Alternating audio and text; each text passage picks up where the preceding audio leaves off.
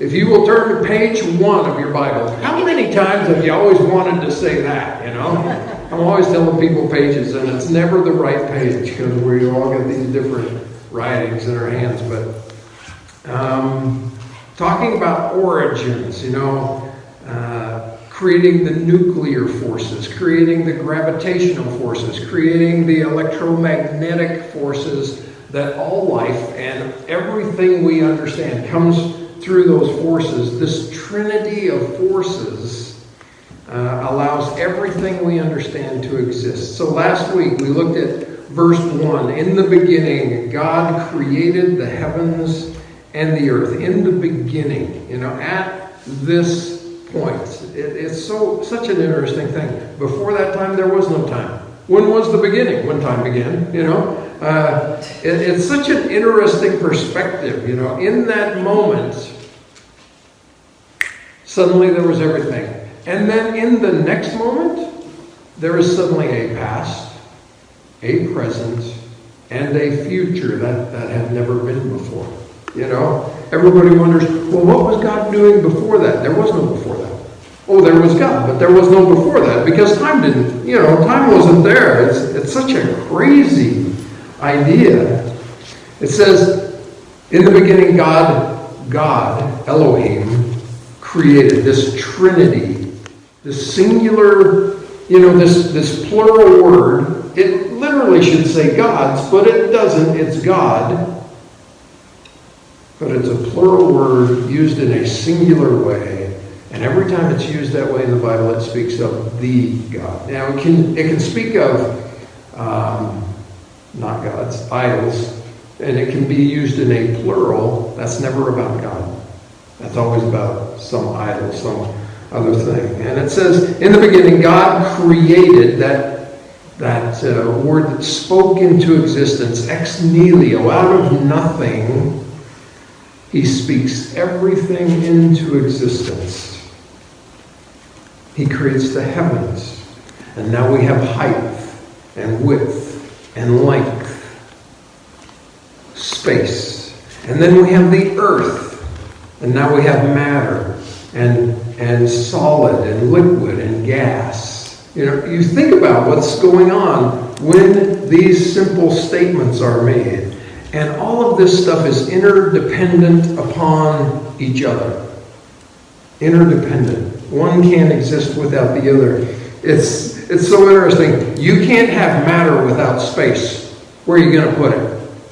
You know? You can't have matter without time. When you're going to put it. It can't be that way, you know? It says he created the heavens, and it's the heavens plural. Biblically, we have 3 heavens. We have the atmosphere where the birds fly around. We have the starry host, you know, up there in the heavens. And then we have the place where the throne of God is. But it's not where God dwells. You've got to get this into your mind. God doesn't dwell inside of his creation.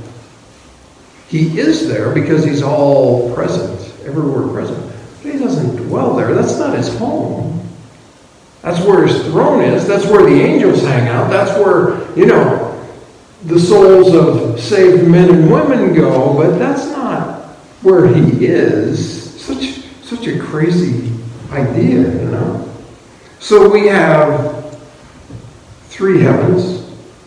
And then it says, and the earth was without form and void, and darkness was on the face of the deep, and the Spirit of God was hovering over the face of the waters, void and without form. All the building materials show up, but nothing's been nailed together. Nothing's been worked yet.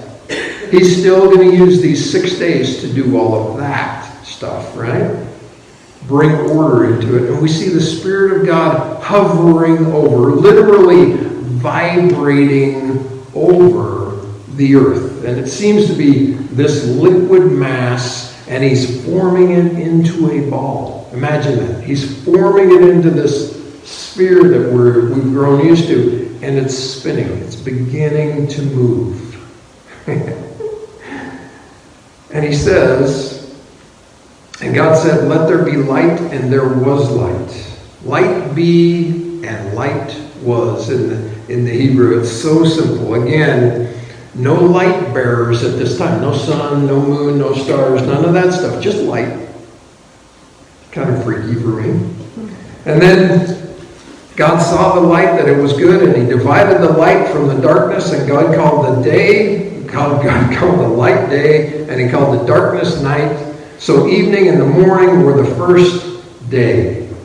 Light is good. Light divided from darkness is even gooder. Can I say that? Both spiritually and physically, he's talking here. There's depth in what he's saying. Rotation happening, evening and the morning, first day, first yom in the Hebrew, first 24-hour period. If you have questions, more questions on those verses, go back and watch, get on Facebook, watch the video from last week, or YouTube, watch the video from last week. We explained that, went on incessantly. Now in verse 6, we pick it up, and it says, Then God said, Let there be a firmament in the midst of the waters, and let it divide the waters from the waters. Wow, what? Then God made the firmament and divided the waters which were under the firmament from the waters which were above the firmament, and it was so. And so God called the firmament heavens. And so the evening and the morning were the second day. A firmament. It's an expanse, right? It's a space. It's in the Hebrew, it's literally God pounds something out. He flattens something out. He expands, It's like when you pound a piece of soft metal, it gets thinner, but it gets bigger. In the midst of the waters, between the waters, heavens are mentioned in the Bible 582 times singularly, and 133 times plural in the Bible. It says this in Psalm 8. It says, O Lord, our Lord, how excellent is your name in all the earth, who have set your glory above the heavens, plural. Out of the mouths of babes and nursing infants you have ordained praise or strength, because of your enemies, that you may silence the enemy and the avenger when I consider your heavens, the work of your fingers. This, 17 and a half billion light years that we can see in our galaxy is just this big to God. Just the span of his hand. That's what it says, Psalm 148, my dyslexia kicking in. Praise him, you heavens of heavens, you waters above the heavens. We wonder what that is. On the outside of the heavens, is there a covering of water out there somewhere? We don't know. We don't know. I've never been there. I can't see it, It's one of those things. What's it pointing to? It might be pointing to what Noah described in Noah's flood. When many scholars believe that there was a vapor canopy around the planet. So you had the waters down here, the oceans, the rivers, all of that stuff. And then above the sky you had a water canopy that was apparently see-through, but it blocked out many harmful rays, X-rays and UV rays from the sun and all of this stuff. And it made the earth somewhat like a greenhouse. We have actual proof of this, but in Noah's day, it says during the flood that the windows of heaven were open. And it not just rained, but it poured waters upon the earth. Also, the fountains of the deep broke up, so water from underneath came up, waters from above came down, flooded this thing, underground reservoirs coming to the surface. This destroyed the planet. It's ruined now. We walk around on a ruined planet. That's hard to believe because some things are still so fascinating, still so beautiful, but it's ruined. It's been destroyed, God calls it. It's far less than it was meant to be. Now, there are many evidences of this in the past world, pre-flood, pre-Diluvian age. Think about some of the things we know. Mankind used to live for about 1,000 years. Can you imagine that? Dick, you want to live for another 900 years?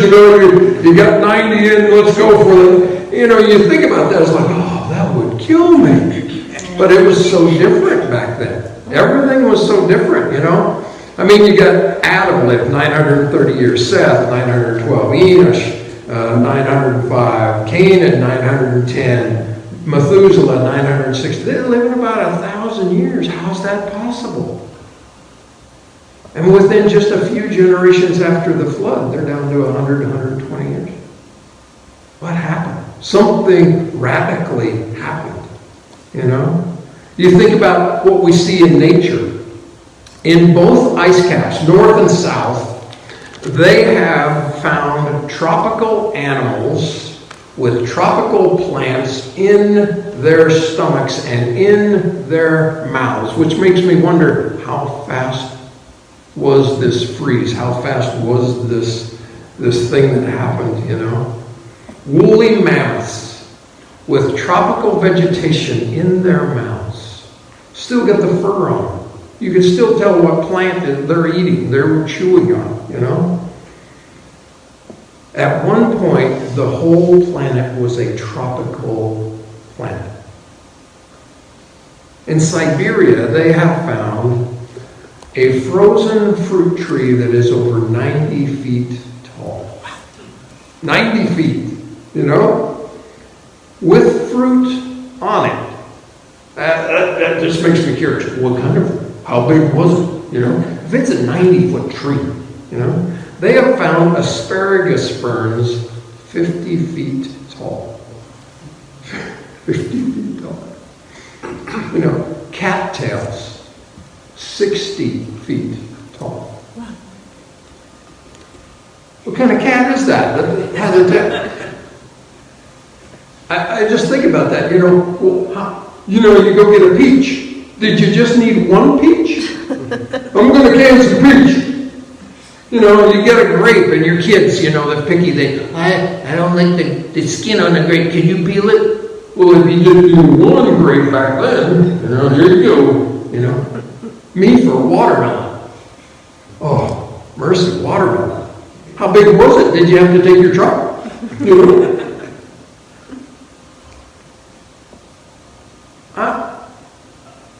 I don't need much help being fat, dumb, and happy, but that would make me fat, dumb, and happy,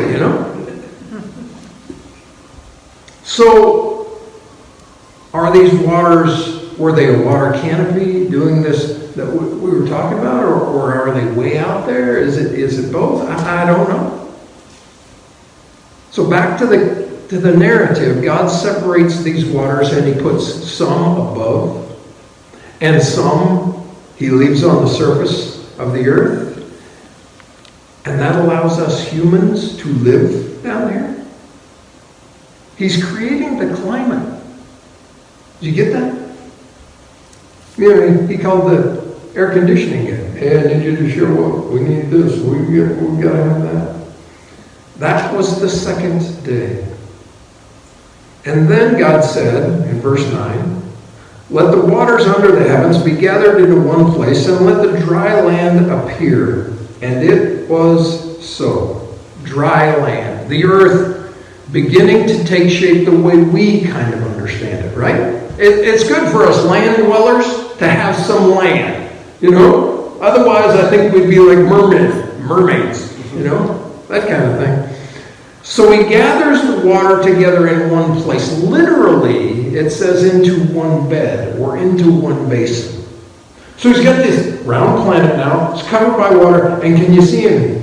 He speaks, but it's like He takes His finger and He draws this, He scars the landscape. And so the waters go into those basins, into this one bed. And if you ever look at planet Earth, all the oceans are connected.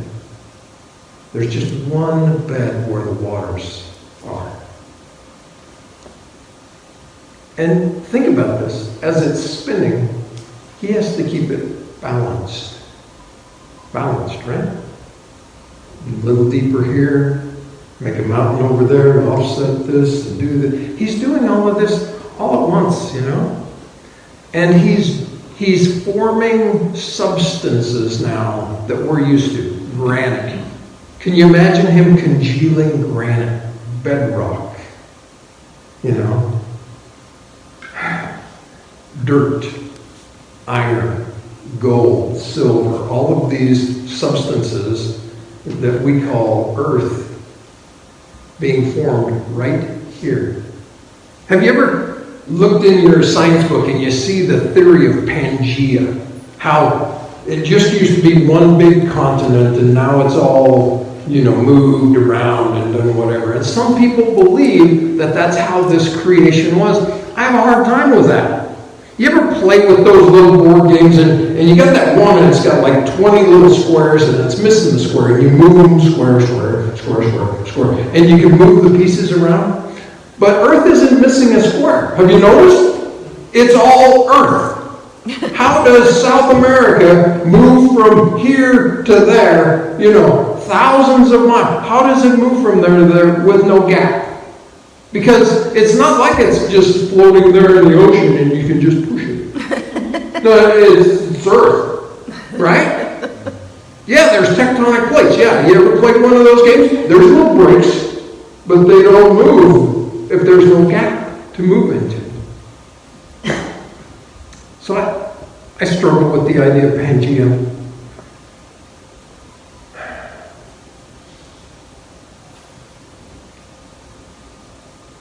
Verse 10, he says, "And God called the dry land earth, and he gathered together the waters he called seas, and God saw that it was good." Who named all that stuff, Ron? You were just talking about that. Who named that? Oh, God named all of those things. Adam's going to get his chance when we get to the animal kingdom. Adam's going to name all of the animals. So you've got dry lands, you've got oceans, you've got seas, and it was good, especially for a race of humans, dry land people, We don't know what it was like pre-flood, but today there are 330 million cubical miles of water on planet Earth. Imagine that. Can you get your brain around that? 330 million cubical miles. What if there was just a cubic mile of water that just appeared right here next to us? For a mile, north, and a mile east, and a mile high, here's this mile of water. That's just one. There's 330 million of those on planet Earth. And yet we never really think that every day on planet Earth, 1.5 trillion tons of rain fall on this planet. We think it's tough getting a 747 in the air, You look up there and you go, what's that thing that weighs, thousands and thousands of pounds doing up there? We got 1.5 trillion tons of water up there that's going to fall. And the atmosphere has to be just right. It has to be that 70 whatever percent of nitrogen and 21% oxygen just for water to be water. Have you ever seen the show The Privileged Planet? It's a video. It's also a book. You could read the book. It's the better version. But, for us video people, we understand, how amazingly complex this planet is. The minute detail that keeps us safe and healthy and right and able to live. The chances of all this just happening. The chances of us just having an earth with an atmosphere and with water, is 1 to the 1,000th to 1 to the trillionth probability. Just water and atmosphere. That's way out there. Verse 11. Then God said, "Let the earth bring forth grass, the herbs that yield its seed, and the fruit trees that yield its fruit, according to its kind, whose seed is in itself on earth. And so it was. Now the third day he begins to bring forth life, plant life, grasses, trees, bushes, herbs. So take note again. He speaks and it happens. Verse 12, and the earth brought forth grasses and herbs that yield seed according to its kind, the tree that yields fruit, whose seed is in itself according to its kind, and God saw that it was good. The next thing you know, God thought it, God spoke it, boom, it happened. The earth brings forth. Notice, the earth brings forth. You ever plant a seed? What happens? The earth brings forth. There's power in the soil and in the sun and in all of this stuff that's going on. But right here, there's no sun. There's just brand new soil. You know? And all of these things produce the seed for the next generation, for the next crop, for the next thing. It's in them to resupply the earth. Here it is. The language is very specific here. Grass reproduces grass. Corn reproduces corn, right? Wheat reproduces wheat. Peaches reproduce strawberries every time, right? We know this. What came first, the chicken or the egg? What's God say? God said, I produced a chicken. It produces eggs. It has the seed inside itself. It's funny because after, seems like forever science using that excuse, they finally figured it out. They finally understand eggs can't produce chickens. Chickens can only produce eggs. There's something in there that they discovered and went, well, now we know the answer to that question. Evolution wants you to believe that a chicken can become something else, that wheat can become something else, that, a rat can become a bat. It's a simple process. But we bank on the fact that that doesn't happen, especially in the plant world, right? The FDA runs billions of experiments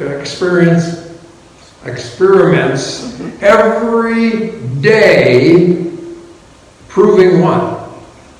We take, we take green beans, we put them in a can, we seal them up, we sell them to you.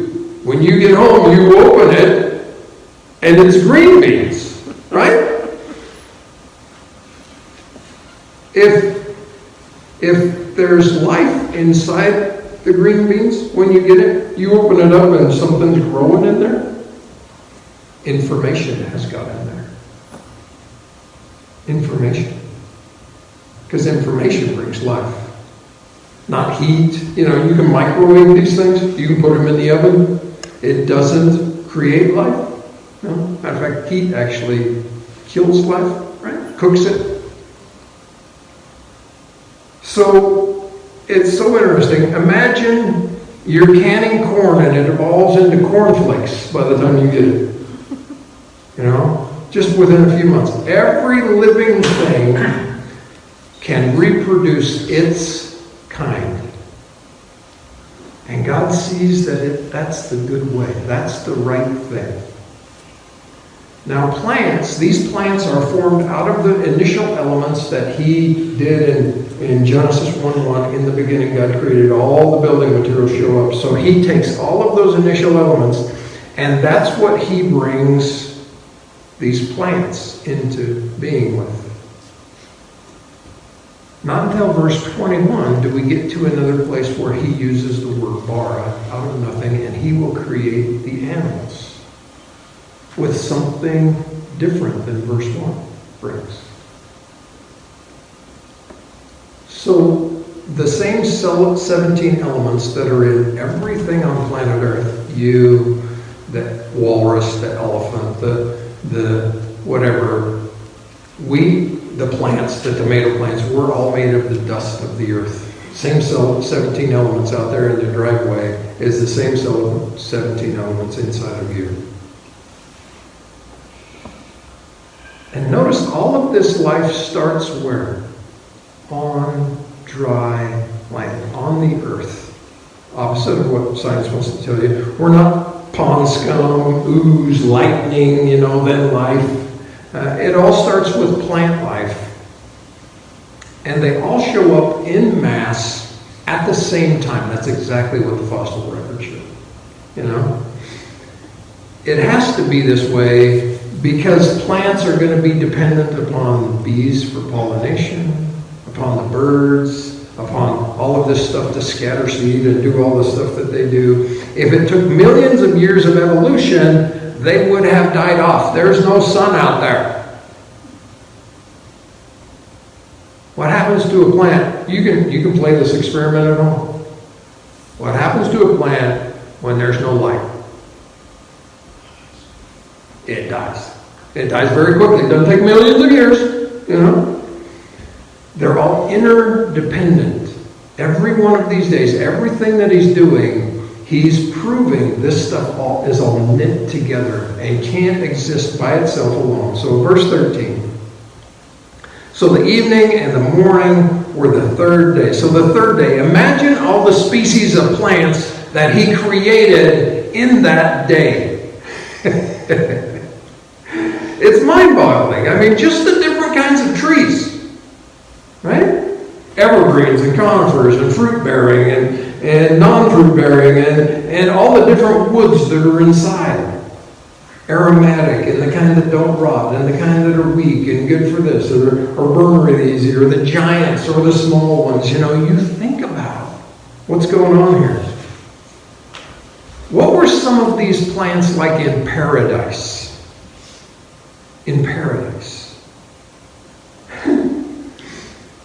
Before the fall of creation. I've walked through the redwoods there in Northern California. And you get inside that forest and you walk for about 10 minutes and you kind of lose track of how big they really are. They're beautiful. I mean, you're walking through, and then you happen to walk up close to one again. Or you see a car drive by, and here comes this car down this trail, and the trunk of this tree, it's bigger than that car. It's bigger than the car in the camp trailer. It's hauling, Imagine how big a flower would be. What would a rose plant look like back, in this thing? Have you ever been to Alaska? Alaska has the sun up for like 3 months of the year. It never goes down, so it's up all the time. And it's a rainforest. And you get over there and some of the flowers, I mean, we were stunned. It's like, look at the size of this thing. It grows like this tall in Idaho. And here it is, it's a bush, And we're a couple of Idaho dummies. Why is it so big? Because the sun's always up there, and there's lots of water. It's amazing. The probability of just forming one protein out of DNA. And one protein is actually 20 amino acids all lined up. And it's got to be just the right 20. Because there's over 2,000 amino acids. But only these 20 form life. And they've got to be the right 20 and they've got to be all in a row. And every other, if you take one of the other 2,000 and insert in that string, it kills it. It kills it. What's the chances of getting just the 20 lined up? You ever flip coins? You flip a coin. The chances of it coming up heads. Well, it's 50-50, right? You do that twice, well, it's 1 in 4. Well, you do that 3 times. Now this number's starting to get really big. The probabilities end with 250 zeros at the end. We say it's impossible if it's got more than 20 zeros at the end. Maybe even 10 zeros at the end. 250? You want me to believe this is random chance? That renders evolution for all practical purposes impossible. And that's the scientific truth. Scientists say that if it's beyond this probability, it's never going to happen. 1 to the 21st, 1 with 21 zeros is more than all matter in all of space. There's not that many electrons. Period. And we're putting out these numbers, 1 to 243. And you want me to believe that? You want me to buy into that? I'm sorry, that's not chance. Because DNA produced in this third day is unimaginable in complexity. It's not just a protein, it's a DNA strand. Remember last week, how did God create? Were they all little seedlings, He plants the garden for Adam and Eve. Did he just go out there and plant a bunch of little seeds? Okay, come on. And when he created Adam, how did he do that? Just throw a little sperm on an egg and throw him out there. Good luck, Adam! Hang in there! You'll do it, No, he created him with age, right? He created him an adult being with information, Age already built in. The tree's already producing fruit. Some of these trees taking root from a seed that's already fallen to the ground in that moment after creation, Remember Adam? Not baby teeth, right? Not baby hair. God creates this system already functioning, in process. So it's been said that if you take one seed of corn, you take that one seed of corn you got in your garden and you plant it. Whatever comes up on that stalk this year, you let it dry, you take all of the corn seeds off of it, and you plant all of that next year. If you do that for 6 years, you will cover the planet in corn seeds. You will cover the planet, just 6 years. Because what? It reproduces more, right? Here's the thing, there are laws about sowing and reaping, and they're both physical and they're spiritual. Number one, you're always going to reap exactly what you sow. Corn comes up corn. Sin comes up sin, whatever it is, So if you're sowing evil and hate and unhappiness, guess what's going to come up? Hate and evil and unhappiness. Second law, you will always reap more than you sow. It always reproduces more. One peach produces a peach tree. That's more, right? And number 3, you will always reap later. Oh, Mark, come on. It's so important for us to realize this because there are people out there going, and sleeping around and drinking and just partying and nothing's happened to me. Lightning hasn't struck me. Yeah, but your field is growing.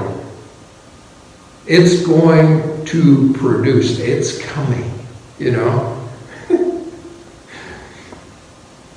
The Bible says, if you sow to the Spirit, it's impossible for you to reap from the flesh.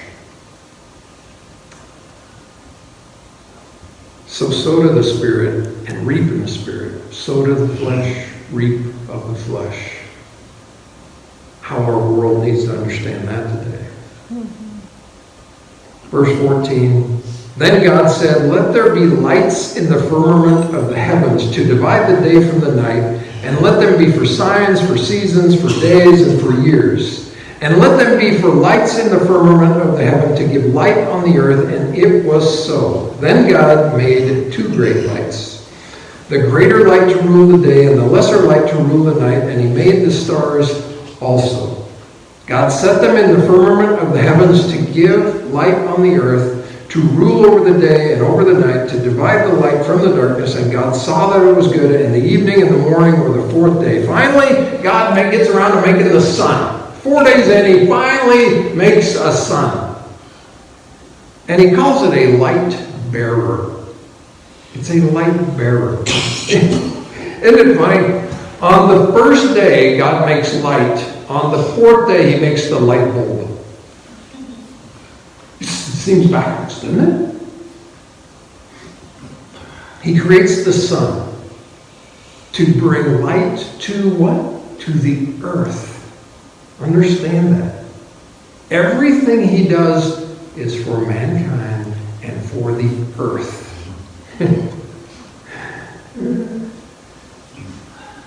One of my favorite little things is at the end of 16 it says, he made the stars also. It's like he's saying, and oh yeah, he threw some stars out there. Oh yeah, he made those. You know, we're so fascinated out there because it's so huge, it's so vast, it's so amazing. You get out there at night, you know, you're up camping and you're just sitting there in your lawn chair and there's just billions of stars. And you're thinking, man, that is crazy. Yeah, he did that so it would drive you crazy, right? Because the heavens declare the glory of God.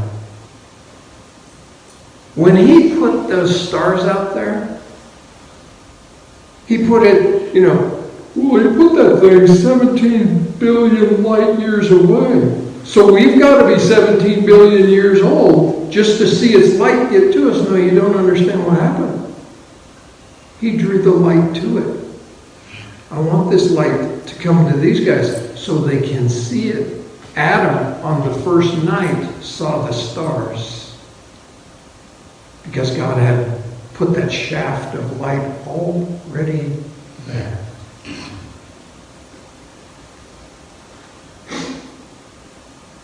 Everything God does is for man's enjoyment, for his fascination. You know, when he created the peach, it wasn't God's going, man, I can't wait to get down there and eat me a peach. No, I can't wait for Adam to taste one of these. This is gonna get it, you know. It's for us. That's why he did it. Well, what about other planets? What about other places where there could be human life? Well, the Bible doesn't speak specifically about that. We know that the probabilities of that are beyond the universe.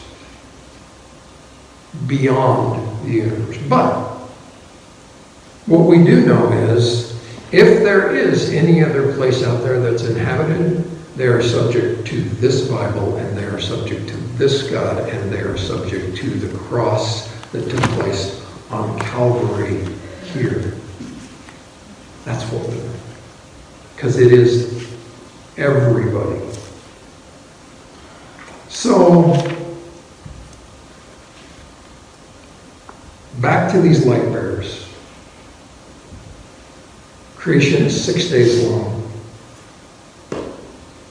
If you think it's 6 long ages long, he creates plants on one age and waits till the next age to bring in the sun. Doesn't make any sense. According to science, the sun, we need sunlight for growth, for the warmth, for the atmosphere. You know, photosynthesis can't take place without it. So he creates the sun, the moon, the stars, all for the earth. Their job to separate the day from the night. Moonlight's like a giant night light. He knew we would be scared of the dark. Yeah. Good aim, put it up there. And they're going to be for signs. What an interesting idea. They're going to be for signs. Not for him. For you. Remember a few weeks ago, Christ on the cross, there was that 3 hours of darkness? Oh, that was a sign. That was a sign. It wasn't an eclipse. Sorry, full moon day. There are no eclipses on full moons. Luke tells us that in the very last days, it says in Luke 21:25, and there will be signs in the sun, and in the moon, and in the stars, and on the earth distress of nations with perplexity. There's going to be signs in the sun, and the moon, and the stars. There's going to be. You know, Isaiah 13 says, behold, the day of the Lord comes, cruel, and both wrath and fierce anger, to lay the island desolate. He will destroy the sinners from it, for the stars of heaven and their constellations will not give their light. The sun will be darkened before its in its going forth, and the moon will not cause its light to shine. We can look forward to these things, right? Isaiah 34, the host of heaven shall be dissolved. The heavens shall be rolled up like a scroll. I remember the first time I read that. How do you take this vastness and just, like one of those old maps on your Sunday school wall, you pull that thing down. One of these days, that's going to happen. Because God's Word says it's going to happen. How's it work? I don't have a clue.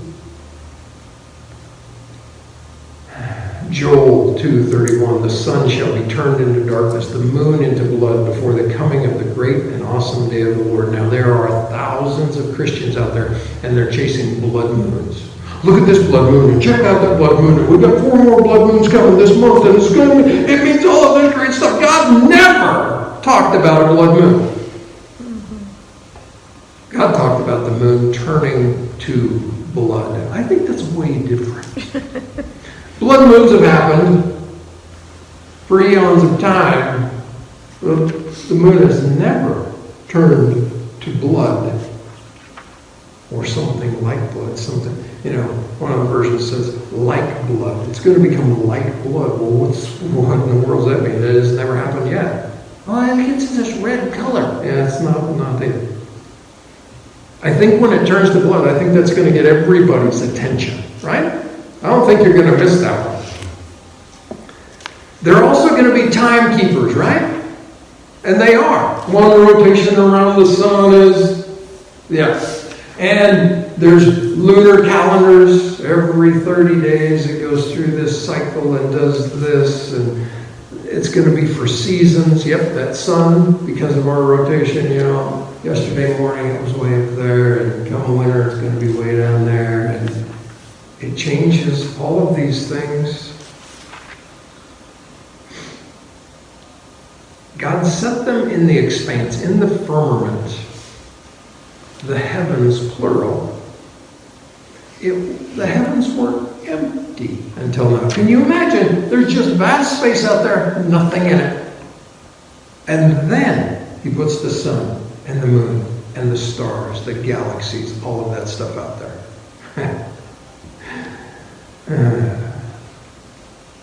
And that was the 4th day. Notice also this day starts with the evening and ends at evening. The Hebrew calendar, the Hebrew day was 3 stars at night. When you could typically see 3 stars at night, it began the next day. And then the next evening, when you could see 3 stars, it was the next day. Verse 16.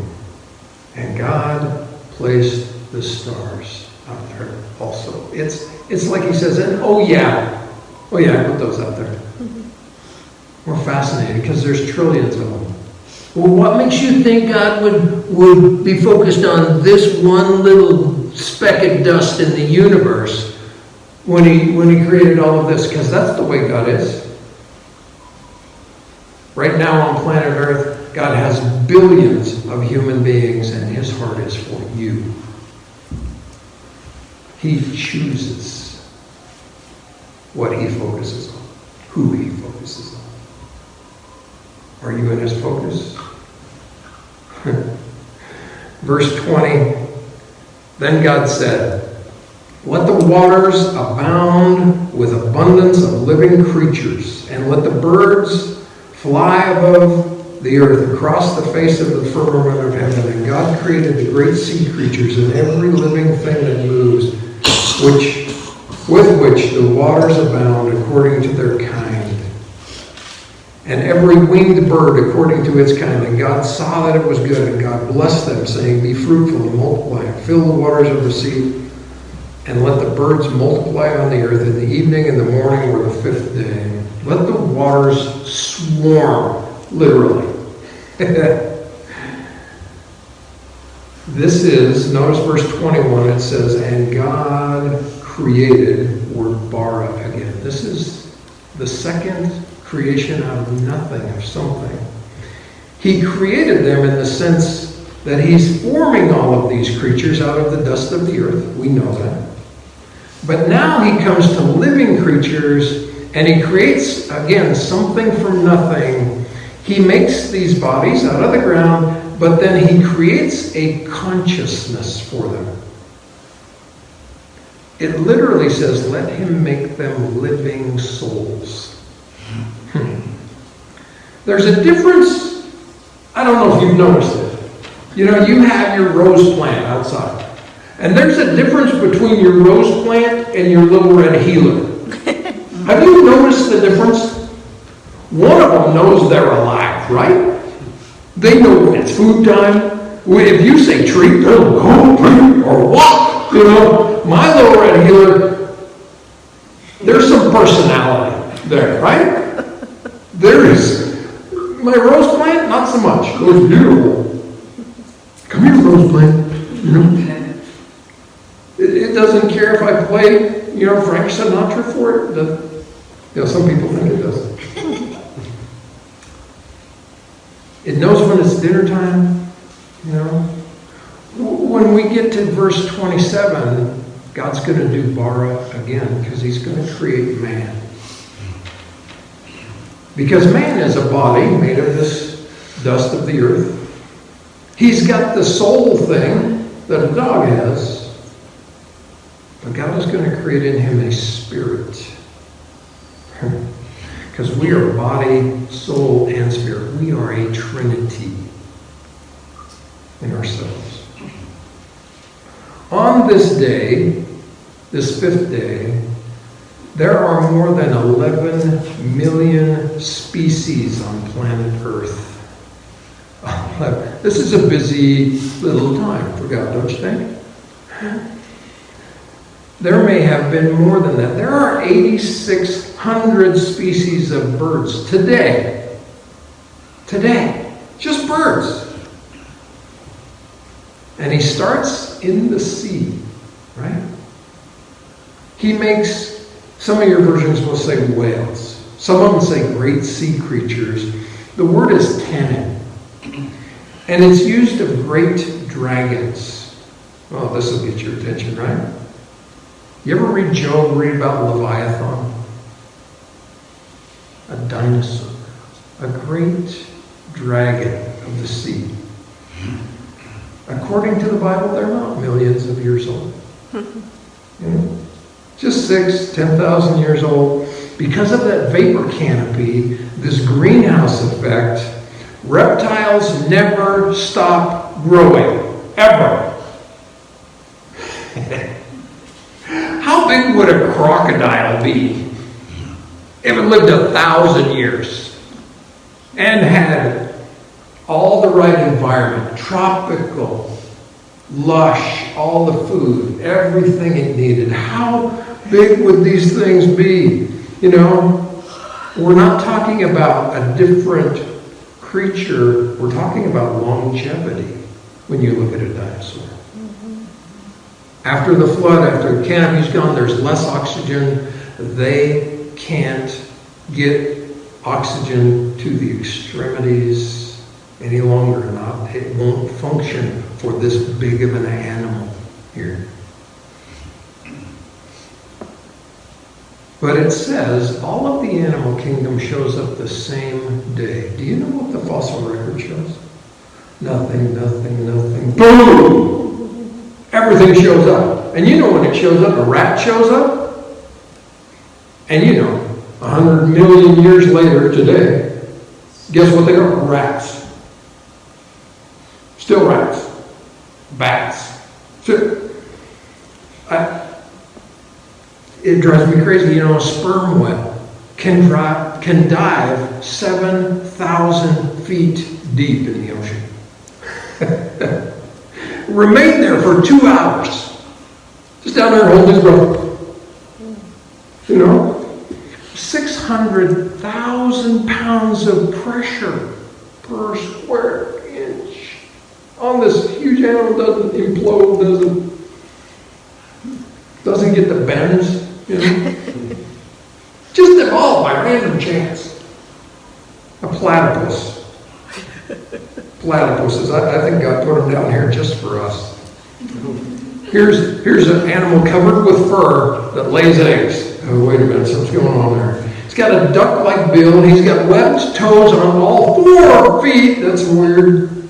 He has a beaver's tail. He hunts by sonar. When he hunts, he closes his eyes and he closes his ears. And he puts that beak right down on the ground, and he's just hovering along because he can pick up the electronic sense of a worm or a crawfish under the surface. It can sense when it moves. Got me one. Humankind has never made anything that sensitive. Ever. None of our equipment is sensitive enough to figure that out. Here's this thing, it just happened, Their babies are born full of teeth, and when they get when they get adult, they lose all their teeth, they just gum everything to death. It's backwards. You're supposed to get teeth when you grow old, They have a poison on their spur, on their back foot. That will make you very sick, maybe even kill you. How'd that evolve? I'm going to start playing with poison. Dead. Owls. Owls have this unique ability to turn their head clear around. You know why they have to have that ability? Because their eyes don't look back and forth like this. You only see an owl looking straight ahead. You know why? Because they don't have eyeballs. Well, they have eyes, but they're shaped like tomato soup cans. There's a cylinder in there. They can't turn them. So they have to look around like this.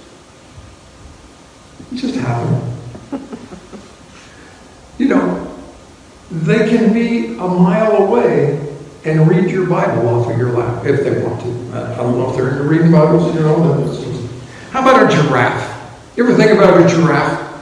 They got their head down, they got their legs all splayed out like this, and they're eating grass off the plains. And if they hear a tiger, or a cat coming, they lift their head up 19 feet. You know what would happen to you? 19 feet? No blood would get to you for 2 days. It's got to go 19 feet now. You would get dizzy. Some of us still do this, We get up too fast and here we go. Their heart is 2 feet long. It really has a pump in there, right?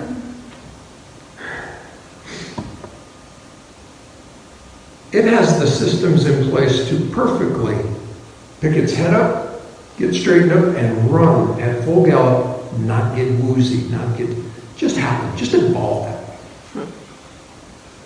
Beavers. Beavers' teeth are super hard on the front surface, super soft on the inside surface. They are self-sharpening.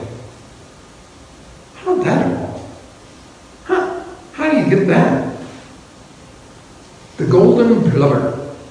It's this bird that lives in Canada and sometimes in South Alaska. It eats until it gains 70 grams of fat on its body. Then it lays its eggs, it hatches its young, and a week later it takes off and flies to Hawaii. Sounds like the life, right? Sleepy kids, it's vacation time, 88 hours non-stop flight. Every hour they burn 1 gram of fat. They don't weigh enough for the journey. So they fly in a V, like geese do. And they'll take turns going up the front, and then all the ones flying behind don't burn a whole gram of fat every hour. Burn less fat. It's just evolved that way. The babies, they're born, they start eating, they sit around, they get fat for a couple of weeks, guess what they do? They take off and fly to Hawaii. They've never been to Hawaii. How do they get there? If you're off a half a degree and you're flying for 88 hours, you never see Hawaii. Never even know it's there. Stuff just happened. This creation stuff was made functioning Everything in place, everything working, everything going, the coral reefs were already there because there were baby fish that need protected, and there was, there's all of this stuff going on. Salmon were already swimming upstream in a stream that they'd never been born in, but they were going up there. Birds. Birds form lift when they push down with their wings, right? Do you understand that they form lift when they pull up too? When they push down, every crack and every little space is filled with feather and stuff, and it pushes air down. Whew, they got lift. But when they pull up, then they separate everything, but all of their pinions and stuff are rounded on the bottom, so the air that goes through still causes them lift to come up. Just happened nowhere. Did all this evolve from a simple cell? Is there any such thing? Darwin, back before we even looked at a cell, there's a simple cell. It's just some little gray blob over there. There is not one thing. There has never been a simple cell. It's amazingly complex, even in the simplest organisms. You need a microscope to see these simple little things, but its DNA would take up 100,000 pages in your Encyclopedia Britannica. The information inside of there. And the DNA in man is the most complicated thing on the planet. They say, here's science. Well, all you need is matter and energy to create life. It's ridiculous. They've never done it. Just place some C4 in that aircraft, graveyard over there, and a couple of 747s will come flying out of there.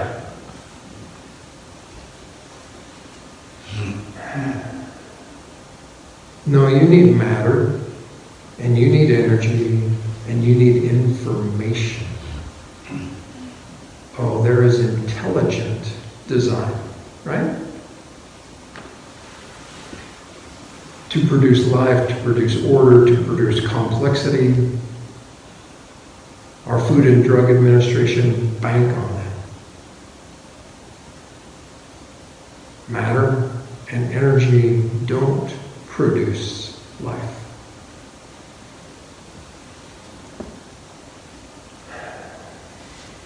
Read ahead. Next week, man. The pinnacle of creation.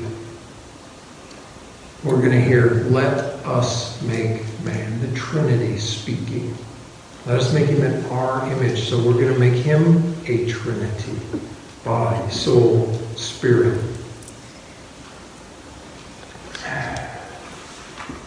That's what this is all about.